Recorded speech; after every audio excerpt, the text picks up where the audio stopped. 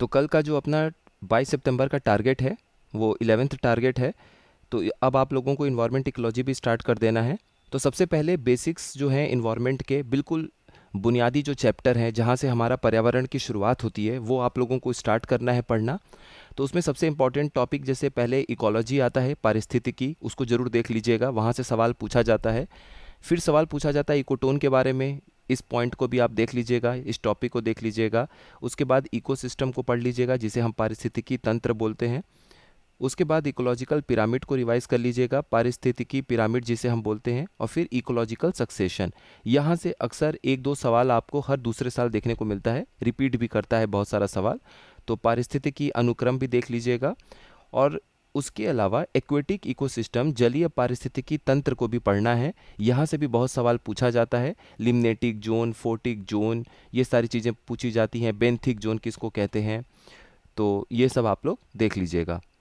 और इस पे कोशिश करेंगे, पहले आप लोग अपनी तरफ से पहले पूरी तरह से पढ़ लीजिए, फिर हम लोग जैसे बाकी टॉपिक्स को रिवाइज करते हैं तो इसे भी हम लोग देख लेंगे। इन्वायरमेंट के अलावा पॉलिटी में जो कल का टारगेट था, जो भी बड़े टॉपिक्स थे कुछ, उनको आप दोबारा से देख लीजिएगा, वो इम्पोर्टेंट है, वहाँ से सवाल पूछे जाते हैं। तो अभी जो बड़े टॉपिक्स हैं उनको रिवाइज कर लेंगे तो आगे आप लोगों पे कम प्रेशर होगा। इसके अलावा एक और बड़ा टॉपिक है सेंटर और स्टेट का रिलेशन, जिसे हम बोलते हैं केंद्र राज्य संबंध।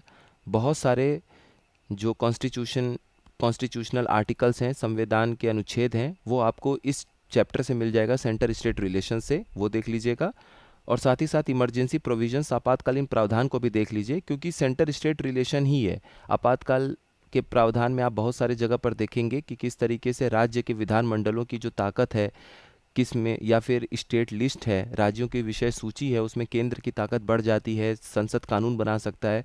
तो ये सब चीज़ें आप देखेंगे तो दोनों टॉपिक एक दूसरे से थोड़ी थोड़ी जुड़ी हुई हैं। फिर वहाँ पर आप कुछ देखेंगे फंडामेंटल राइट्स भी हैं, जैसे आर्टिकल 358, आर्टिकल 359 के तहत बताया गया है कि कौन कौन से ऐसे मौलिक अधिकार हैं जो आपकी छीन लिए जाते हैं, उनको भी देख लीजिएगा। फिर जब आप फंडामेंटल राइट वाले चैप्टर को हम पढ़ेंगे तो इमरजेंसी प्रावधान वाले जो समय में कुछ फंडामेंटल राइट, मौलिक अधिकार जो हैं हनन हो जाते हैं, वो आप वहाँ पर दोबारा से रिवाइज कर लीजिएगा। अब हम लोग देखेंगे करंट अफेयर्स। तो करंट अफेयर्स देखिए, मार्च का जो आप लोगों को कल टारगेट दिया गया था उसको रिवाइज करिए, और फरवरी और मार्च दोनों पढ़ना है आपको अच्छे से कल के दिन।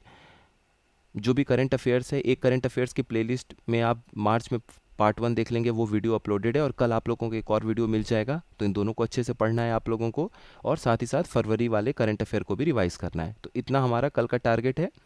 अगर आपको लगता है कि ये टारगेट आप कल कंप्लीट कर लेते हैं तो उसके बाद आप स्वतंत्र हैं कुछ और भी टॉपिक उठाने के लिए, या फिर पिछले किसी टारगेट के टॉपिक को उठा के आप रिवाइज कर लीजिएगा।